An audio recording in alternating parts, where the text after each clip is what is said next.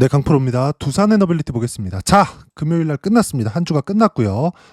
금요일 날 하락폭은 6% 정도 하락 구간에서 끝났습니다. 자, 일단 요 내용 보셔야 되는데 많이 올라왔고, 그리고 이 고가에서 이제 좀 떨어지기 시작했는데 이거 22평 그냥 이탈시키고 쭉 내려가는 거 아니냐 이렇게 생각하실 것 같아요.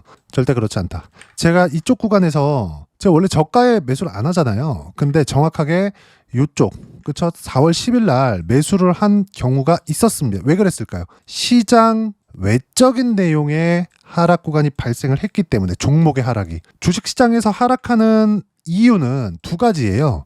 첫 번째, 종목 때문에. 즉 두산 에너빌리티라면 두산 에너빌리티만의 악재가 생겨서. 그리고 두 번째, 시장 때문입니다. 시장이 내리잖아요. 그러면 프로그램 매도세가 몰려서 나옵니다. 전체적으로 하락 구간이 발생을 하는 거죠. 그러면 두산 에너빌리티 쪽에서도 프로그램 매도세가 나옵니다. 이건 두산 에너빌리티가 나빠서 나오는 게 아니라 시총 상위 종목들 위주로 코스피와 종목 간의 가격 차이에 따라서 매도세가 자연적으로 발생을 하는 것을 의미를 하는 겁니다. 그래서 시장이 안 좋을 때는 특히나 금요일 날처럼 이렇게 코스피 3.8%, 코스닥 4%씩 이렇게 빠지는 날에는 뭐가 나온다? 프로그램 매도세와 함께 하락 구간이 발생을 한다. 근데 두산 에너빌리티가 이렇게 가파르게 상승한 내용에 비해서 횡보하다가 시장이 떨어질 때 6% 정도 하락 구간이 나왔다는 점, 나쁜 거 아닙니다. 절대 나쁜 거 아니에요. 단지 다시 매수하는, 그동안 제 영상을 봐오신 분들은 아시겠지만 저는 차익 실현 한번 했고요. 차익 실현 한번 했습니다. 여기서 180%대 차익 실현, 그리고 여기서 150%대 차익 실현. 그렇죠? 그리고 다시 매수 구간을 잡아가고 있는 상황에 있습니다. 그리고 무엇보다 이동평균선 관련된 이야기 제가 간단하게 드리고, 금요일 날 나왔었던 이슈가 있죠. 이거 좀 중요한 이야기인데, 금요일 날 나왔었던 이슈, 이거 중요한 이야기가 뭐를 이야기를 드리는 건 세금 관련된 이야기입니다. 이거 관련해서 이야기를 드릴 거예요. 저는 일부러 했다고 보거든요. 대주주 요건이나 이런 부분들에 대해서, 이 부분에 대해서 좀 디테일하게 다뤄드리고, 왜 나쁜 부분이 아닌지, 그리고 필요한 조정을 받는 과정에서 코스피가 거의 한 4% 정도 떨어졌는데, 이 4%가 떨어지는 이 과정에서 왜 이걸 긍정적인 내용으로 봐야 되는지까지 이야기를 드릴게요. 결론부터 말씀드리겠습니다. 주식은 떨어지는 구간, 즉 조정 구간이 존재를 하기는 합니다. 근데 이 조정 구간은 그동안 제 영상 봐오신 분들은 아실 거예요. 100%의 확률로 나옵니다. 근데 이게 주도주 군에서도 조정 구간이 발생을 해요. 근데 시장이 떨어진 만큼 조정을 받거나 시장이 떨어진 만큼도 조정을 받지 않죠. 참고적으로 말씀드리자면 두산 에너빌리티의 이 고가 74,000원부터 지금 6만원 초반까지 가격대를 형성하고 있는 이 구간은요, 시장 대비해서 그렇게 많이 떨어져 있다고 볼 수가 없어요. 왜 그러냐? 보세요. 이제 22평을 이탈했죠. 근데 평균치를 보라는 거예요. 이동평균선은 뭐예요? 평균치잖아요. 평균치. 지금 어떤 루머나 이슈화 된 것들을 가지고 와서 제가 이건 이렇고 저건 저렇습니다, 이렇게 될 수 있어요, 저렇게 될 수 있어요를 이야기를 드리는 게 아니라 뭘 하고 있는 겁니까? 시장과 종목 간의 괴리율, 차이, 그리고 종목이 많이 올라간 데 따른 이격도, 그 내용을 가지고 어떻게 주가를 판단해야 되는지, 팔아야 되는지 사야 되는지, 그리고 떨어지는 과정에서 보유할 때는 어떤 부분에서 보유를 해야 되고, 반등하는 과정에서 내가 어떻게 매수 타점을 잡을 것인지를 이야기를 드리는 것이기 때문에 어디서 유상증자한다, 무상증자한다, 인수합병한다, 이런 내용들 이번 주말에 많이 돌 겁니다. 근데 그런 것들 싹 다 무시하시면 됩니다. 싹 다 무시하세요. 왜? 주가는 선반영하고, 선반영하는 과정에서는 가격이 핵심적인 요소이기 때문에 그렇습니다. 그러면 이 가격을 평균치로 볼 수 있는 게 뭐예요? 차트를 보라는 게 아니에요. 이동평균선을 보라는 겁니다. 자, 내용 보세요. 코스피가 금요일 날 22평을 이탈했죠. 등락폭은 당연히 시장은 평균치이기 때문에 등락폭의 차이가 있을 수밖에 없어요. 평균치의 등락폭이 클까요? 아니면 개별 종목의 등락폭이 클까요? 개별 종목의 등락폭이 클 수밖에 없겠죠. 그렇죠? 그럼 어쩔 수 없는 겁니다. 그래서 평균치를 보는 거예요. 두산 에너빌리티의 금요일 날 시세를 보면 6% 하락 구간 많이 빠졌습니다. 근데 그래도 22평을 이탈하는 정도에서 끝났다. 근데 코스피와 코스닥도 어떻게 돼요? 22평을 이탈하는 상황이 나왔다. 그러면 두산 에너빌리티는 지금 시장보다는 같거나 또는 강하다, 이렇게 볼 수 있는 거예요. 그러면 제가 항상 말씀드리죠. 시장보다 약한 종목을 해서 내가 돈을 벌려면 저점을 정확하게 맞춰야 됩니다. 근데 그래, 이게 100번 양보해서 한두 번 맞출 수 있다고 칩시다. 그래서 돈을 벌잖아요. 그게 더 위험합니다. 왜 그럴까요? 지속 가능하지 않거든요. 내가 1번에 살 거야, 2번 구간에 살 거야. 이게 100%의 확률로, 최소한 90% 이상의 확률로 맞출 수 있잖아요. 100%의 확률이면 손절을 안 해도 되고 90%의 확률, 굉장히 높은 확률인데 이때는 한방 작살이 날 때, 예를 들어서 23년도 들어와서 에코프로 같은 주식들 보세요. 23년도 들어와서 에코프로 주봉으로 돌려서 보면 23년도에 상승폭이 거의 뭐 15배씩 이렇게 올랐잖아요. 근데 지금 어때요? 떨어지고 반등, 떨어지고 반등, 떨어지고 반등, 떨어지고 반등, 떨어지고 반등, 쭉 떨어지고 반등, 떨어지고 반등, 떨어지고 반등, 횡보하다 반등하고 또 떨어지고. 연결시켜 놓으면 뭡니까? 고가가 낮아지고 저가가 낮아지고 계속 이렇게 되잖아요. 하락 추세 구간에 들어왔다. 근데 우리는 고가를 잡을 수 없으니까 고가에 잡을 생각을 버린다. 하지만 우리는 저가도 잡을 수 없으니까 신고가를 확인하고 나서 고가 돌파하는 구간에 맞춰서 매매를 한다. 우리가 먹을 수 있는 건 고가 빼고요. 저가 역시 빼고요. 이 몸통 구간에서만 트레이딩을 하는 겁니다. 우리가 이쪽 시세를 다시 먹을 수도 있습니다. 그러려면 떨어지는 거 보고 팔고요. 올라가는 거 보고 다시 사야 돼요. 저는 그 내용을 두산 에너빌리티를 실제 매매하는 내용을 제 계좌를 오픈해서 이야기를 드리면서 실제 보여드렸습니다. 그 내용 보고 갈게요. 저는 팩트를 전달하고 있어요. 그 팩트라는 건 어떤 이슈, 루머, 제 추측 이걸 가지고 이야기를 드리는 게 아니라 코스피와 종목 간의 이야기를 드릴 때도 어떤 이야기를 드리느냐, 평균치, 차트를 가지고 이야기를 드리지만 그건 매개체가 될 뿐이지 평균치를 가지고 누구나 볼 수 있는 22평, 62평에 대한 부분을 가지고 이야기를 드리고 있다고요.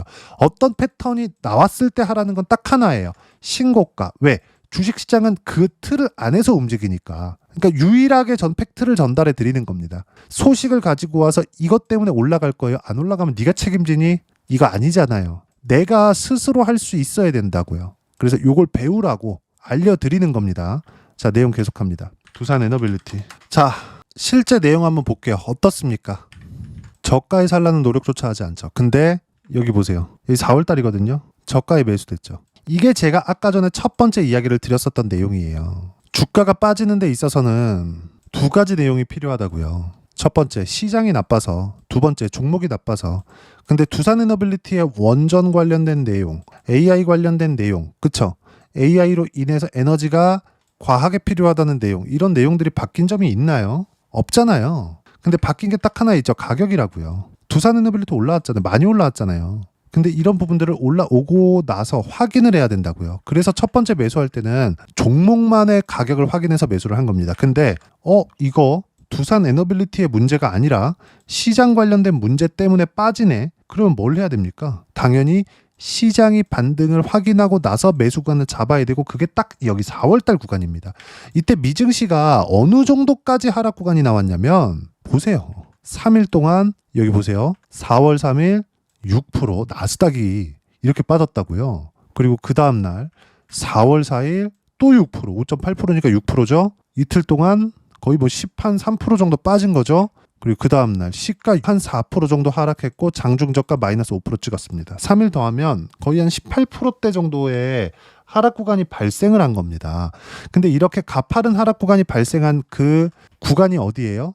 고가에서 이렇게 나왔어요? 아니요. 고가에서 떨어질 때는 오히려 이렇게 나왔습니다. 2.2% 이렇게 나와요. 근데 떨어지면 떨어질수록 하락폭이 더 가팔라지잖아요. 이게 딱 뒤집어 넣어서 보면 뭡니까 이게? 신고가에 매매하라는 게 이것 때문이라고요. 주식시장은 이틀 안에서 벗어나지 않는다고요. 이 과정에서 나스닥, 즉 시장에 의한 하락이 나왔고 코스피의 움직임도 이때 당시에는 급락을 했죠. 4월 달에. 근데 아무리 주도주, 신고가 구간에 있는 종목이라고 하더라도 두산 에너빌리티 어때요? 빠진다고요. 근데 저가를 이탈하지 않는다고요. 그럼 당연히 반등하는 거. 시장 반등할 때 보고 사는 겁니다. 이럴 때는 종목별로 이렇게 대응하는 것에 대한 차이가 있다. 그렇죠? 그런 결과 어떻습니까? 여기 보면 7월 28일 날 151%의 수익 구간. 이거 다 확인하고 한 거잖아요. 우리는 이 몸통만 먹을 수 있어요. 근데 지금은 몸통을 만드는 첫 번째 단계에 들어갔다. 매수 타점 정말 중요합니다. 그리고 쭉 올라가서 어때요? 7월 1일 날 188%.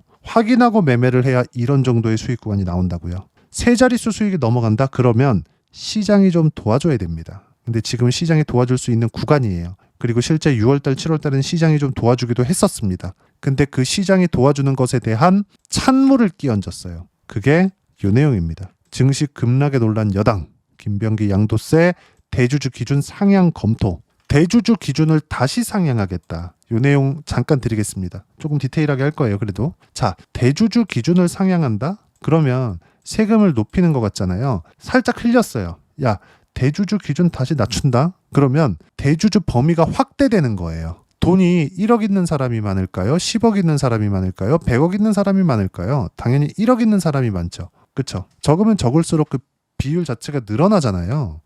근데 이걸 다시 상향한다는 건 시장 충격에 반응을 한다는 의미입니다. 근데 우리가 여기서 간단하게 한번 생각을 해볼게요. 뭐 밑에 뭐 내용이 있는데 이런 것들이야 하도 지금 이번 주말 계속 그럴 겁니다. 뭐 시장에서 뜨겁게 받아들이고 있으니까 굳이 제가 표현하지 않아도 이런 것들은 읽으면 되는 거라서 다른 데서 열심히 읽어줄 겁니다. 단지 이걸 어떻게 해석하는지 그걸 한번 보자고 이야기를 드리는 거예요. 정부는 지금 주식시장을 굉장히 좋게 만들 사명감을 가지고 있는 것 같아요. 이게 주식시장을 띄워서 되게 잘 먹고 잘 살아야지 이런 게 아니라 부동산을 잡고 싶어 합니다. 그렇죠?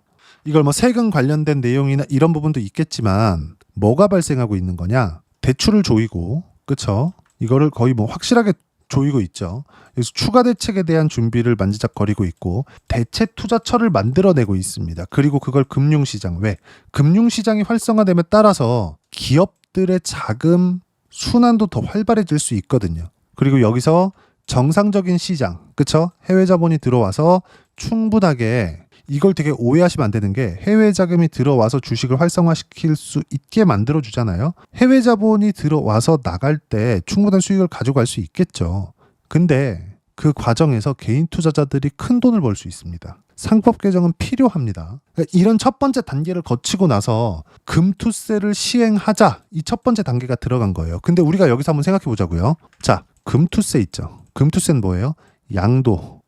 금융, 투자, 소득세예요. 그럼 금융 투자에 대한 소득은 뭡니까? 주식, 양도, 차익이에요. 차익. 그럼 대주주 과세를 10억으로 한다는 건 어떻게 될까요? 대주주는 주식, 양도, 차익에 대한 과세를 한다는 겁니다. 그럼 이걸 피하기 위하면 어떻게 될까요? 피하기 위해서 한다면 연말 기준에서 잡거든요. 연말 들어서, 그쵸? 그냥 쉽게 10월 달부터 뭐 슬슬 큰 손을 나가고 하는데 그냥 딱 심플하게 말씀드릴게요. 배당락 전에 매도하면 됩니다. 그러면 주주명부에 안 들어가요. 그래서 과세 대상에서 벗어납니다. 되게 쉽죠. 그쵸? 근데 내가 뭐 10억, 20억, 30억, 40억, 50억 이렇게 가지고 있으면 만약에 이걸 가지고 갈 거야. 이러면 다음에 다시 사면 되기 때문에 그냥 세금 피하지 뭐. 이렇게 된다고요. 이거는 되게 실익이 없는 거예요. 근데 과연 이걸 정부가 모를까? 그런 생각을 하는 거죠. 왜 제가 그 이야기를 하느냐? 그래, 금투세를 매기고 싶어 하지. 근데 반대에 부딪혀서 못 매겼어요. 그쵸? 반대에 부딪혀서 못 매겼습니다. 금투세를. 근데 이 금투세를 우리가 그 진성준 의원 있잖아요. 그 사람. 나 주식 안 해봤는데, 근데 주식 세금만 얘기해. 뭔 목적을 가지고 이러는 거야, 이 사람 지금. 잘 모르겠는데, 어쨌든 뭐 지 알아서 하겠지. 근데 생각해 보세요. 대주주 양도세는 금투세가 시행되면 그냥 이거는 유명무실해진 겁니다. 반대로 대주주라는 이 기준 자체를 10억으로 본다. 그러면 주식을 10억 갖고 있다고 대주주라고 보는 게 맞나? 그쵸? 말도 안 되죠? 지금 10억이라는 기준치는요. 우리가 간단하게 한번 생각해 보자고요. 10억 가지고 서울에 한 중간급 아파트도 살 수 있나요? 한 중위급 아파트 살 수 있어요? 못 살 것 같은데 요즘에. 절대 못 살 것 같아요. 중위급. 하위급은 있겠죠. 근데 중위급은 절대 못 살 것 같습니다. 그러면 서울에 아파트 갖고 있으면 그 사람들은 대지주라고 불러야 되나? 이런 생각 하잖아요. 그런 돈이라고요, 10억이. 10억이라는 절대적인 가치는 굉장히 높습니다. 큰 돈이에요. 엄청나게 큰 돈이죠. 근데 이걸 주식에 접목을 시킨다? 근데 아파트값 봤더니 서울에서 10억이면 절대로 중위권도 살까 말까 하는 가격이거든요. 한 중하급으로 뭐 단독 나홀로, 그쵸? 여기서 한참 떨어진, 잘 안 팔리는, 거래가 잘 안 되는 이런 데가 10억 이하에서 살 수 있는 그런 정도의 아파트가 될 겁니다. 이것도 찾기 어려울지 몰라요. 그럼 서울에서 가지고 있으면 대주주가 되냐? 이거 되는 거죠. 근데 우리가 생각해 보자고요. 대주주라는 표현이 아니라 지배주주들 있죠. 그렇죠? 두산 에너빌리티의 지배주주 어딥니까? 두산이죠. 확인하면서 이야기를 드릴게요. 오늘 내용이 좀 길어지더라도 이게 상당히 중요한 내용이니까.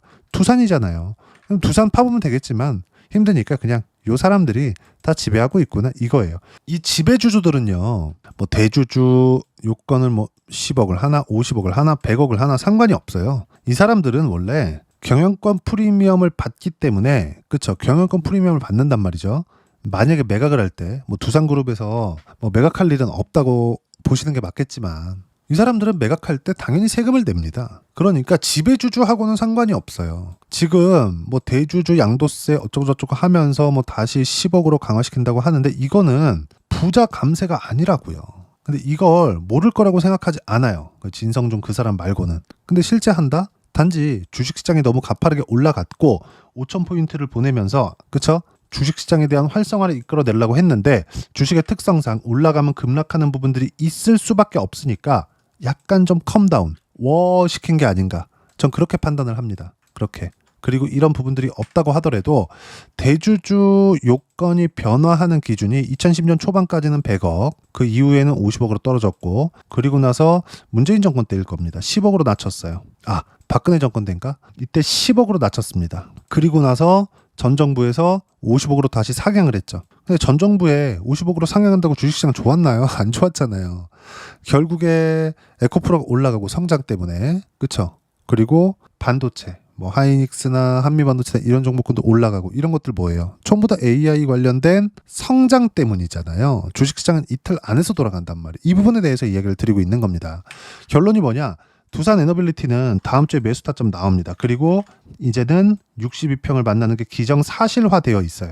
그리고 그 이하의 조정 구간으로 빠지기 위해서 완벽하게 추세 이탈하고 박살이 나기 위해서는 시장이 박살나야 되는데 시장이 박살날 수 있는 상황이 아니다. 세금 관련한 이슈는 일시적인 해프닝에 지나지 않는다. 여기까지만 이해를 하시면 됩니다. 다음 주에 매수 타점 나올 거예요. 어떤 이슈든 어떤 호재든 뜨더라도 무시하세요. 이런 얘기들이 있었습니다. 관세 타결되면 올라가지. 나 안 팔아. 근데 어때요? 내가 파니까 수익 확정시켜 놓으니까 편하게 매매하잖아요. 결과적으로 보면. 그쵸? 그리고 반드시 분할 매수 하시고요. 분할 매수를 어떻게 해야 되는지 그리고 이렇게 신고가 종목군들에 대한 타점을 어떻게 잡아야 되는지 그 내용에 대해서는 제가 여기 소통방에서 무료로 공유를 해드리고 있습니다. 자, 금요일날 8월 1일이죠. 8월 1일날 올려드린 내용을 보면 장중에 제가 상황을 가지고 장 마감하고 정리해서 올려드리는 거예요. 보세요. 세금이 시장을 때렸다. 법인세, 거래세 등이 있는데 핵심은 대주주 양도세다. 근데 지금 정부는 결과적으로는 금투세를 매기려고 하죠. 근데 금투세를 매기는 과정에서 개인 투자자들이 엄청난 반대를 했죠. 극렬한 반대를 했습니다. 거기에 막혀서 못한 건데 금투세는 할 만한 시장이 되어야 됩니다. 저를 포함해서 다른 사람들 그리고 개인 투자자들은 금투세 반대합니다. 왜? 우리나라 시장은 아직 하면 안 되거든. 이런 이야기를 했지. 금투세? 야 니네 미쳤냐? 세금을 왜 이렇게 많이 걷어? 이렇게 하려고 했었던 게 아니라고요. 물론 내면 기분 안 좋지. 근데 결과적으로 보면 정당한 시장 상황을 만드는 게 먼저다. 그 첫 번째 단계 상법 개정이고 상법 개정은 지나왔다. 근데 여기서 결과적으로는 금투세를 가고자 하는데 대주주 요건을 들고 와서 때린다?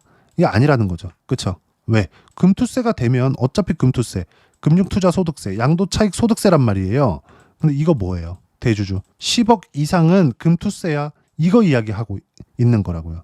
근데 지금 10억에서 다시 50억으로 올라갔다가 다시 10억으로 떨어지는 건데 50억 간다고 시장 좋았나요? 그거 아니잖아요. 이 부분에 대해서 이야기를 드리는 겁니다. 그리고 두산 에너빌리티 뭐 주말 직전에 이렇게 좀 하락 구간이 발생하니까 걱정이 좀 되실 텐데 전혀 걱정하지 않으셔도 되고요. 6% 정도의 하락 구간으로 인해서 62평을 100%의 확률로 만나게 됐고 만나는 과정에서 반등을 확인해야 되고 그 반등을 확인하는 과정에서 매매 타점을 잡아야 된다. 그리고 그 내용 이렇게 8월 1일 금요일까지도 5% 빠지는데 뭐라 그래요? 5% 하락 중 시장에 의한 약세 중 반등 확인 후 매수 예정이죠. 절대 손대지 말고 기다려라.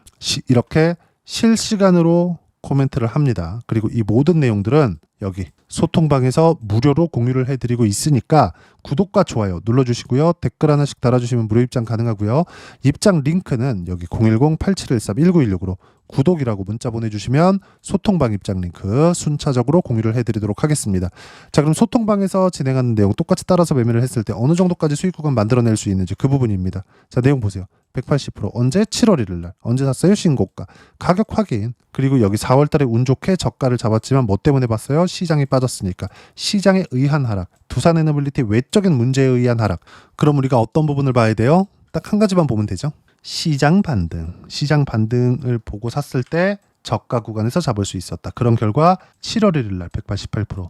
지금도 시장에 의한 하락. 기업 외적인 문제라는 거죠. 미래 성장성이 훼손됐으면 지금 팔아야지. 그거 아니라고요. 반드시 가격대 확인하고 매매 구간 잡으세요. 그래야 이렇게 180%대 수익 구간이 나옵니다. 다른 종목 보더라도 마찬가지예요. 시장이 안 좋았었던 ABL 바이오 같은 경우에도 신고가를 만드니까 어떻게 가요? 급등세. 또 급등, 또 급등 이렇게 된다고요. 이 구간 6월 달부터는 두산에너빌리티에 집중을 했기 때문에 ABL 바이오를 못했지만 시장이 안 좋았었던 4월, 5월 달의 상황, 3, 4, 5월 달의 상황을 보더라도 76% 언제 4월 15일 날 이렇게 터진다고요. 신고가를 봤을 때. 그리고 이 모든 내용들은 모두 소통방에서 이렇게 그쵸? 실시간으로 여유롭게 매매하고 있으니까 소통방 들어오시면 되고 채널 성장을 위해서 진행하는 것이기 때문에 구독과 좋아요 눌러주시면 무료 입장 가능하고요. 댓글도 하나씩 달아주시고 입장 링크는 010-8713-1916으로 구독이라고 문자 보내주시면 소통방 입장 링크 순차적으로 공유를 해드리도록 하겠습니다. 자, 그러면 이렇게 두 자릿수 또는 두산에너빌리티처럼 세 자릿수 막 100% 이상씩 이렇게 수익 구간 만들어내기 위해서 어떤 부분을 봐야 되는지 지금 떨어지고 있을 때 정말 중요합니다. 무슨 얘기냐? 떨어진다 이때 사는 게 아니라 저가 여기 62평 만나면 사야지 이게 아니라 확인하고 매수하라고요. 그러려면 단기 보유 전략 필요하고요. 단기는 2주입니다. 2주 안에 신규 거래에 대한 수익 구간 발생시켜야 돼요. 그러려면 가격에 대한 부분 너무 중요하죠. 왜? 선반영 때문에. 그리고 두산에너빌리티 뭐예요?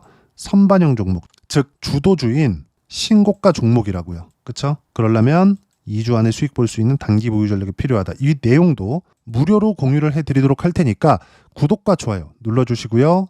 여기 010-8713-1916으로 두산에너빌리티라고 문자 보내주시면 단기 가격 전략 함께 공유해드리도록 하겠습니다. 자, 시장 참 어렵죠? 이제 조정이 끝났나 싶었더니 한 6%씩 빠지고 이런 상황이 또 나온다고요. ABL 바이오 보세요. 자, 내용 보시면 항상 시세가 나오는 이 구간은 뭐예요? 신고가라고요. 그렇죠? 시장이 어려웠었던 3월달, 4월달의 상황도 신고가를 만들고 나니까 70%씩 이렇게 터진다고요. 그리고 조선주 같은 경우에도 마찬가지입니다. 정말 중요한 이야기예요. 한화오션.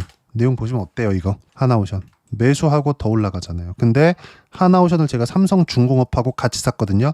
삼성중공업은 팔았고 한화오션은 안 팔았어요. 근데 한화오션은 올라가고 삼성중공업은 내려갑니다. 왜 이런 결과 나올까요? 내가 뭘 알아서? 아니, 삼성중공업하고 보세요. 한화오션 언제 샀나요? 7월 17일. 이때 샀죠. 그럼 삼성중공업 언제 샀나요? 삼성중공업 7월 17일. 그리고 삼성중공업은 7월 29일을 팔았습니다. 2% 수익 보고. 왜? 한화오션보다 덜 올라갔거든. 한화오션이 올라가는데 삼성중공업이 올라가다가 멈췄어요. 한화오션이 메인이라는 거죠. 가장 많이 올랐으니까. 다들 덜 올라간 거 사죠? 그거 하지 마세요. 삼성중공업 팔았습니다. 이렇게 2% 수익밖에 못 봤어요. 그런데 뭐가 나왔습니까? 한화오션. 한화오션은 7월 17일 날 동일하게 매수를 했는데도 불구하고 더 올라갑니다. 안 팔았거든. 왜? 조선주 중에서 가장 강했으니까. 관세 때문에 그런 거 아닌가요? 가격 먼저 반영했잖아요. 그러니까 산다고요. 이 부분에 대해서 제가 이야기를 계속 드려왔었던 거고 두산에너빌리티도 다르지 않다.